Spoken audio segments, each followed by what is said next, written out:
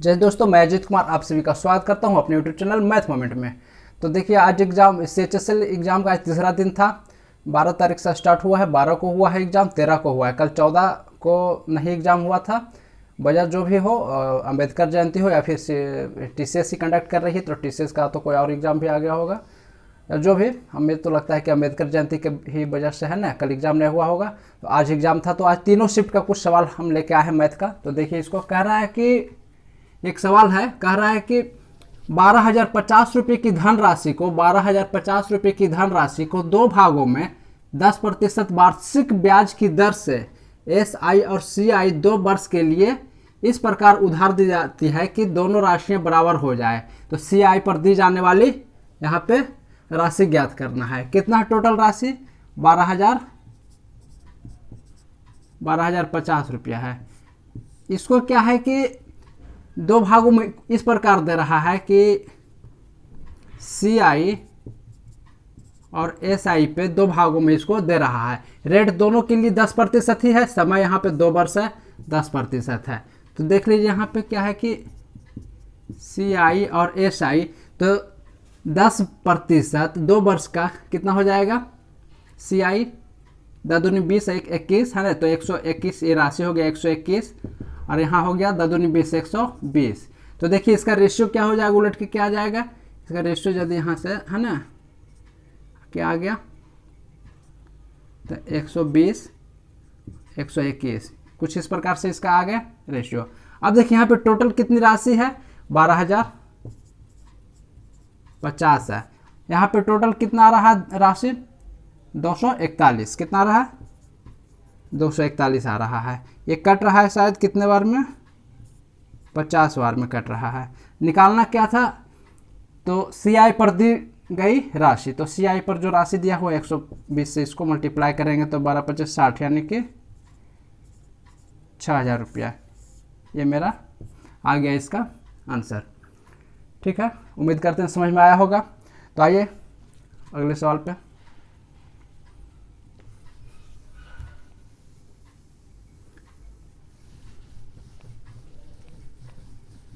अच्छा, एक चीज़ और इसमें हम आपको बता देना चाहते हैं कि देखिए, ये नंबर जो है मेरा व्हाट्सअप और टेलीग्राम दोनों पे ये नंबर है 8539989895।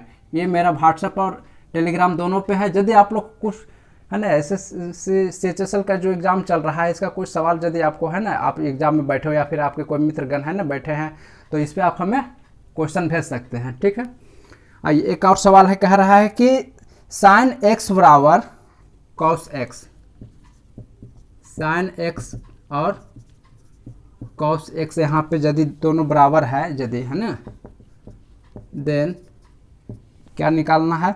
2 tan square x, 2 tan square x plus sin square x minus sin square x minus 1 का यहाँ पे वैल्यू यहाँ पे मांगा गया है। देखिए क्या कर रहा है, sin x और cos x बराबर है। यदि sin x और cos x यहाँ पे आपस में बराबर है, तो ये कब पॉसिबल है? जब थीटा का मान यहाँ पे 45 डिग्री होगा, तभी पॉसिबल है ना। ये कब पॉसिबल है? जब थीटा का मान 45 डिग्री होगा तभी पॉसिबल है। तो थीटा यहाँ पे 45 डिग्री जब निकल के आ गया, और उसी 45 का यहाँ पे वैल्यू यहाँ पे हम यदि यहाँ पे डालते हैं, तो चूंकि पता है हमें कि tan 45 का क्या होता है, tan 45 का होता है 1, और sin 45 का है ना, sin 45 1/√2। ये वैल्यू हमें पता है। यहाँ पे इसका वैल्यू यदि हम डाल देते हैं तो 2 इंटू है ना, tan 45 तो 1 हो गया, तो 1 का स्क्वायर, चलिए 1 ही रहेगा। sin स्क्वायर x है ना, तो 1/√2 के स्क्वायर में करेंगे -1। तो अब देखिए क्या आ गया, 2 प्लस, तो 1/√2 के होल स्क्वायर करेंगे तो है ना 1/2 आ गया -1। अब देखिए यहाँ से क्या आ गया, 1 प्लस 1/√2 आ गया, 1 प्लस है ना हाफ आ गया, तो 2 है ना, 2 प्लस 1 3/2 इसका आ गया आंसर। इसका करेक्ट आंसर क्या हो गया? इसका वैल्यू क्या आ गया? 2 tan square x plus sin square x minus 1 का वैल्यू क्या आ गया? 3/2 आ गया। ठीक है, आइए बैक टू बैक हम लोग चलेंगे है ना। इसमें कह सकते हैं कि अब किस सेक्शन से कितना सवाल आया था, तो ट्रिगो से 3 से 4 सवाल है ना, 3 से 4 सवाल ट्रिगो से देखा गया है। ज्योमेट्री से भी इसी टाइप से है ना, 3 से 4 सवाल देखा गया है, किसी किसी शिफ्ट में 3 तो किसी में 4। तो एडवांस मैथ है यहाँ पे है ना, मैंने यहाँ पे आप लोग को स्कोरिंग है ना 25 नंबर में हम समझते हैं कि एडवांस वाले सेक्शन से आपको 13 से 14 सवाल है ना, 13 से 14 सवाल एडवांस सेक्शन से आ रहा है। तो देखिए एक और सवाल है, कह रहा है कि यदि 30 मजदूर किसी काम को 16 दिनों में करता है, 30 मजदूर किसी काम को 16 दिनों में पूरा कर सकते हैं, तो 20 मजदूर उसी काम को कितने दिनों में पूरा करेंगे। देखिए कह रहा है कि 30 मजदूर किसी काम को 16 दिनों में कर रहा है, तो 20 मजदूर है ना उसी काम को कितने दिनों में पूरा करेंगे। तो अब देखिए 0 से 0 चला गया, 8 बार में ये चला गया, तो डी का कितना आ गया 16 दिन, कितना आ गया 16 दिन। ठीक है, बहुत ही आसान सवाल थे, लेकिन हाँ जिस तरह के सवाल पहले दिन है ना मतलब कि 12 तारीख को पूछे गए थे, हम क्या देख रहे हैं कि धीरे धीरे क्वेश्चन का लेवल हाई होते जा रहा है। उस दिन तो बिल्कुल इजी था, 12 तारीख को तो तीनों शिफ्ट में बिल्कुल इजी था। अगले दिन 13 तारीख को इजी टू मॉडरेट कह सकते थे, आज मॉडरेट कह सकते हैं, है ना। इस प्रकार से वो अपना लेवल जो है धीरे धीरे ऊपर लेते जा रहा है, जो कि CHSL लेवल का अब सवाल आने लगा है। शुरू दिन तो हमने समझ सकते हैं कि है ना CHSL लेवल का है ना, CHSL लेवल का वो सवाल था। खैर जो भी हो, देखिए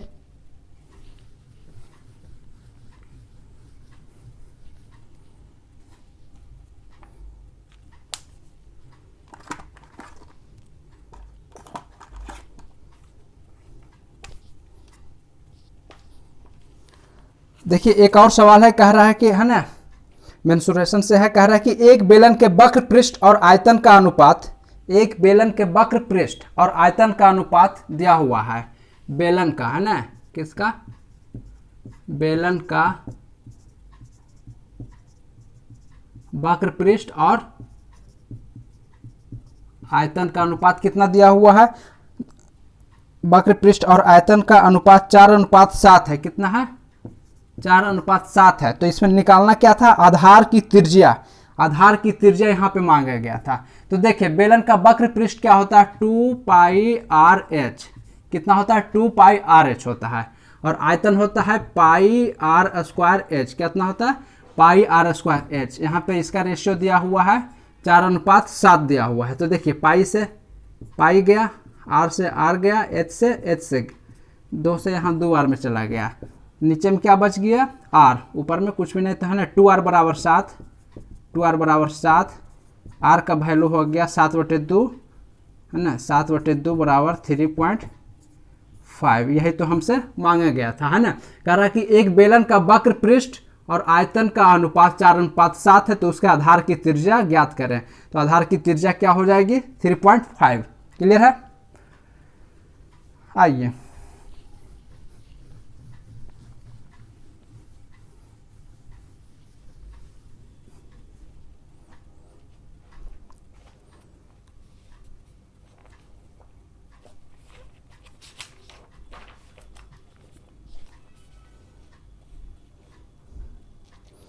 देखिए कह रहा है कि एक है ना ओ केंद्र वाले वृत्त में, ओ केंद्र वाले वृत्त में AB व्यास है। ओ केंद्र वाले वृत्त में क्या है, ओ केंद्र वाले वृत्त में AB जो है व्यास है,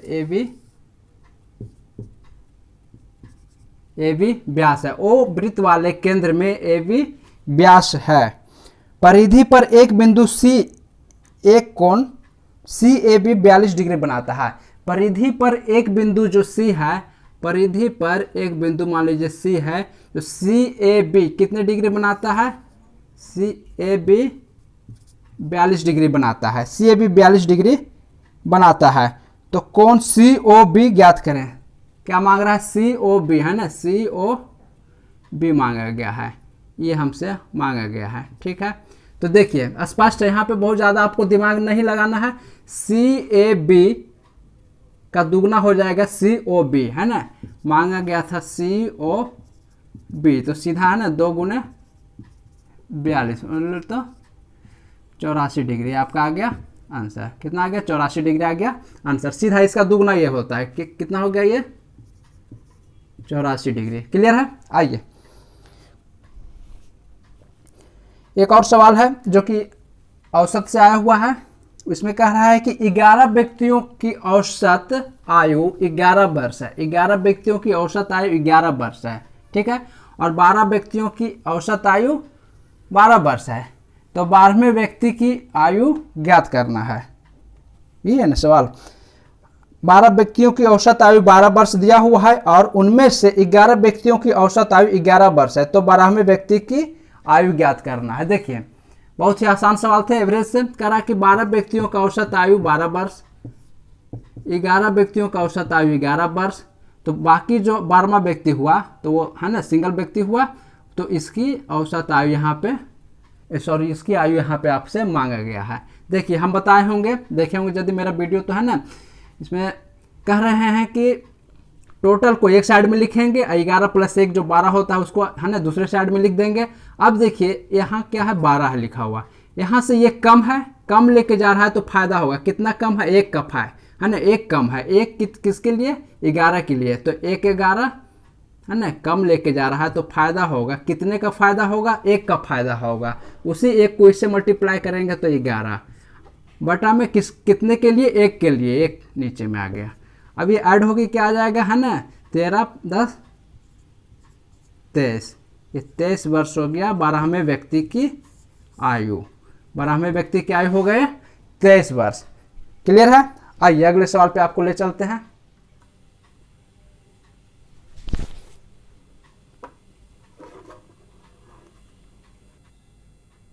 देखिए कह रहा है कि त्रिभुज ए बी सी और त्रिभुज डी ई एफ सिमिलर है। क्या है, त्रिभुज ए बी सी और त्रिभुज डी ई एफ क्या है, आपस में सिमिलर है। और भुजा A B 10 centimetre, B C जो भी इस टाइप से दिया हुआ है। और एक चीज़ और यहाँ पे क्या दे रखा है कि ये जो त्रिभुज ए बी सी और डी ई एफ है, इसके क्षेत्रफलों का अनुपात जो है 49:4 है। इसके क्षेत्रफलों का अनुपात कितना है, 49:4 है। तो देखिए ए बी सी है ना, और यहाँ पे डी ई एफ के क्षेत्रफलों का अनुपात है 49:4। ये क्षेत्रफलों हो गया, एरिया है ना। तो साइड का अनुपात क्या हो जाएगा, साइड का हो जाएगा 7:2। कोई दिक्कत, साइड का यहाँ पे अनुपात हो जाएगा।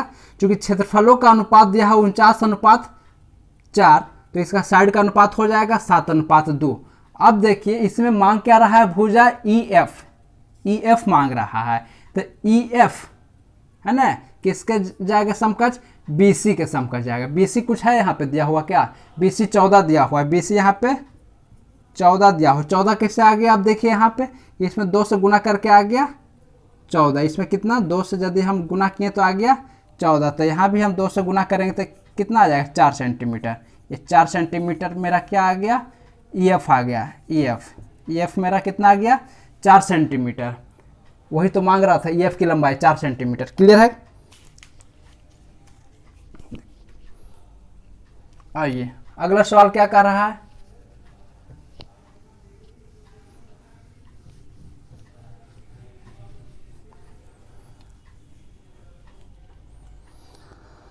अगला सवाल कह रहा है कि cos x बराबर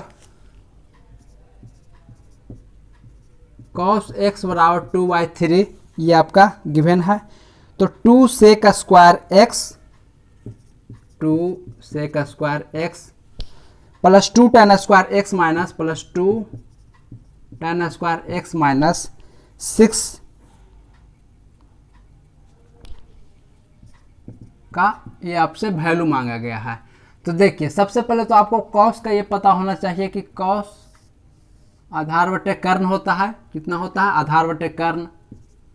अब देखिए ये भुजा कैसे निकल जाएगा, तो 3 का स्क्वायर माइनस 2 का स्क्वायर यानी 9 - 4 कितना आ गया, √5 आ गया। ये वाला भुजा आ गया √5 आ गया। क्लियर है ना। लंब कितना आ गया, √5, थीटा के सामने वाला लंब है। चलिए अब कह रहा है कि इसमें इसकी वैल्यू हम है ना अब डाल देते हैं। इसकी वैल्यू यहाँ पे यदि हम डाल देते हैं तो आप लोग को है ना किसका वैल्यू क्या है इस वाले फार्मूले पे आप लोग है ना याद रखते होंगे, sine cos tan cot sec cosec. यहाँ पे क्या मांग रहा है, सेक स्क्वायर एक्स है, तो sine cos tan cot sec आधार बटे कर्ण बटे आधार है, कर्ण बटे आधार है, तो कर्ण कितना है +2, टैन कितना है साइन कॉस टैन लंब बटे आधार है, लंब कितना है यहाँ पे आधार है, क्लियर है, -6। इसी को तो हल कर देना है, 2 × 9/4 प्लस ये कितना आ जाएगा 5/4 आ जाएगा, 2 × 5/4 -6 आ जाएगा। अब देखिए 18/4 प्लस 10/4 -6/1, इसका एलसीएम कितना आ जाएगा 4 आ जाएगा, तो 18 + 10 - 24 कितना आ गया, ये 24 आ गया। अब इन दोनों को ऐड करेंगे तो क्या आ जाएगा, सही है ना, 28 - 24 कितना आ गया 4/4, कितना आ गया इसका वैल्यू 1 आ गया, क्लियर है, 1 आ गया। आइए एक और सवाल है उसको भी देख लेते हैं।